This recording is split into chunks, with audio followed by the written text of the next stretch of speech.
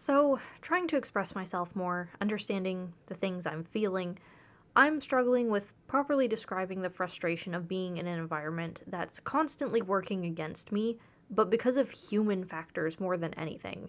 And I don't know what to do with that. There's a million external things, like the housing market making it impossible for me to ever have a house, my government denying me benefits, the outside being unsafe, but those things are different. They're too big. They're not supposed to be accounting for little ol' me. I'm struggling to comprehend the lack of mindfulness that people have for things that don't require more effort, just more care to consider others. Prime example, we have a roundabout driveway and several vehicles with their own semi-designated spots, but one person has a habit of parking haphazardly so it's not practical for anyone else to navigate. When brought up, they just shrugged and said they're happy to move theirs when needed. And they are eager to do so, but the point is that shouldn't be a thing in the first place. Taking the extra 10 seconds to park properly isn't more effort. What is effort is someone else having to find and interrupt whatever they're doing several hours later when they eventually want to leave the property and there's a truck in their way. This could be chalked up to a lack of foresight. We're not all locked in 100% of the time and make mistakes.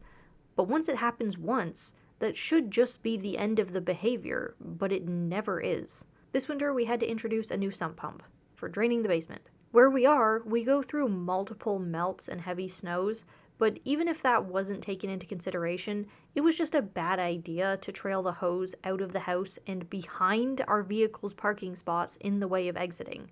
Surprise, surprise! The first time we needed to leave the hose had frozen to the ground and snapped the second we tried to move it, so we wouldn't have to just run over it, which would have been much worse, but the only option that could have been assumed when they chose to put it there in the first place. Other people actually living their lives seems to be absent from a lot of equations around here, which is wild to me because in both of these cases a choice is being actively made to inhibit general function. At least more so than a choice is being made to do something correctly, which wouldn't. The choice is actively made to park poorly than to park in one of the many out-of-the-way spots available. The hose was placed so it eventually had to be moved, rather than in a way that it didn't. I wish I were thinking too much about a couple unthought-out choices, but it's hard when it's a pattern. The other day, my partner was helping another individual put up drywall, and when there was a moment of hang-up where the outlet hole wasn't slotting in perfectly, rather than take a minute to readjust, they just impatiently smacked it into place, making a hole in the drywall. That action may have been impulsive, but also in the end preferred by them, even justified. Sure, they made more work for themselves having to fix that now, but they don't care, so it doesn't matter. And concern that this house is never getting finished because these perpetual acts of making extra work adds up is ignored. It's those moments, when I see an individual actually make the choice to be ineffective, that makes me a bit riled up. Because more often than not, those things end up affecting others. They just don't see that. It's no big deal to them, it should be no big deal to me.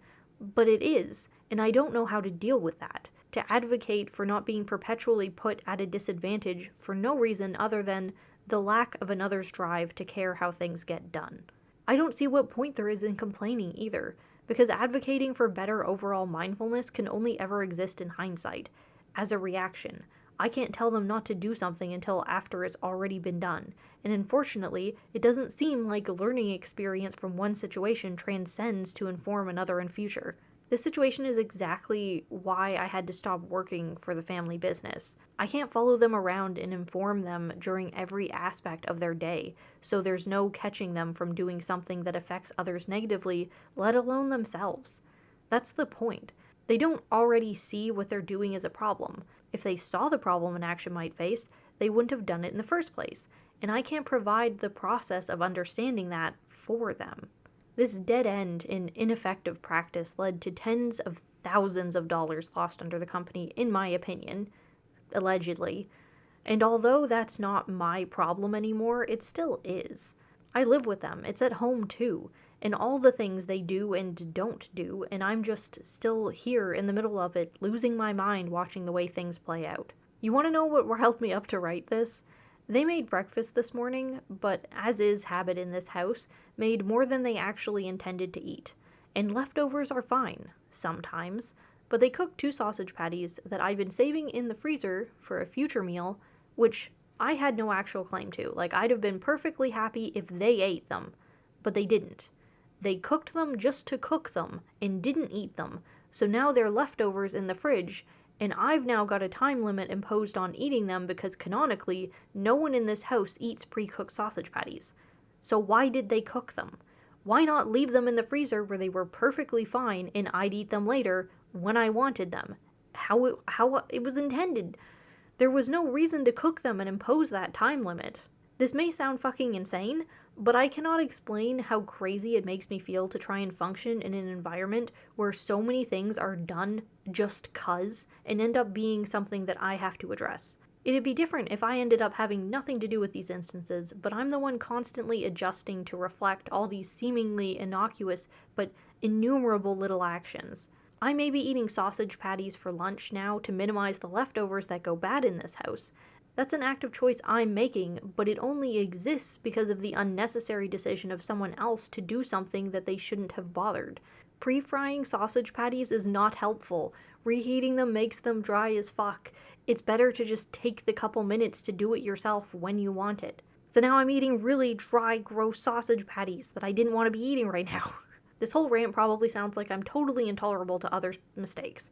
And, maybe I'm a little bit too judgy, and I'm working on that, but also, I think it'd be easier to forgive, if it wasn't a constant presentation around me, affecting me. I'm allowed to be bothered by being inconvenienced when there's no good reason for it outside of someone else's lack of mindfulness. I think that's the thing that ends up wriggling into me and making me the most simmering mad when these things pile up. That a choice was made to do something one way against the easier, correct, better way for everyone else involved. All these sorts of little things aren't just minor inconveniences, they're little waves wearing me down, and there is nothing I can do to prevent them. I am a pebble in the ocean of circumstances around me, the actions of people with more autonomy than me. Mental health hinges on the nuances of one's day, one's lifestyle, and though the waves are small, they wear me nonetheless. It's a slow hell, this erosion, and it all starts with an inconvenience that shouldn't have existed in the first place if someone just cared not to.